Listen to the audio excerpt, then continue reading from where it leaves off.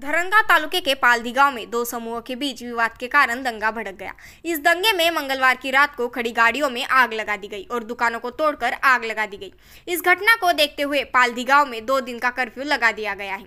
इस संबंध में अधिक जानकारी यह है कि धरनगांव तालुका के पालदी गांव में आंतरिक विवाद के कारण कई दुकानों में तोड़फोड़ और आगजनी की गई और सड़क पर खड़े वाहनों में आग लगा दी गई। इस घटना की जानकारी मिलने के बाद पुलिस अधीक्षक महेश्वर रेड्डी के साथ अतिरिक्त पुलिस अधीक्षक अशोक नकाते, अतिरिक्त पुलिस अधीक्षक कविता नेरकर, सहायक पुलिस अधीक्षक संदीप गावित, धरनगांव पुलिस स्टेशन के निरीक्षक देसले सहित पुलिस टीम पहुंची। पुलिस ने घटना में कुछ संदिग्ध आरोपियों को हिरासत में लिया है। अतिरिक्त पुलिस अधीक्षक कविता नेरकर ने बताया कि धरनगांव पुलिस स्टेशन के तहत पालदी दू क्षेत्र में अज्ञात 20 से 25 लोगों के खिलाफ मामला दर्ज किया गया है और बुधवार 1 जनवरी की सुबह 3 बजे से गुरुवार 2 जनवरी की सुबह 6 बजे तक पालदी गांव में कर्फ्यू लगा दिया गया है।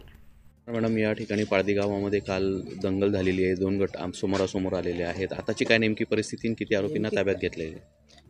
काल रोजी रात्री धरणगाव पोलीस स्टेशन अंतर्गत पाळदी या गावामध्ये 1-2 गटातील भांडणाचं पर्यावसन हे थोडंसं काही दुकानांची जाळपोळ करण्यामध्ये झालं होतं।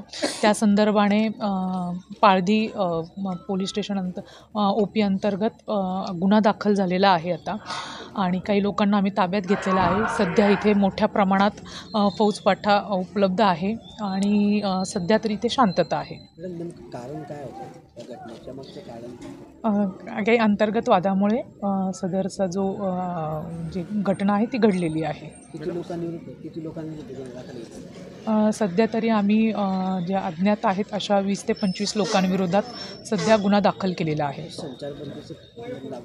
किती दिवसापर्यंत गावात शांतता राहावी म्हणून सध्या उद्यापर्यंत उद्या 6 वाजेपर्यंत सकाळी 6 वाजेपर्यंत संचारबंदी लागू केलेली आहे। जर शांतता आढळली तर त्यानंतर संचारबंदीही उठवण्यात येईल। काय आव्हान असेल लोकांना हेच आव्हान असेल की आपण गावामध्ये शांतता राखावी, कायदा व सुव्यवस्थेचा कुठलाही प्रश्न हा निर्माण होणार नाही, आपलं असं वर्तन नसावं, तसेच कायदा व सुव्यवस्था कृपा करून हातात घेऊ नये।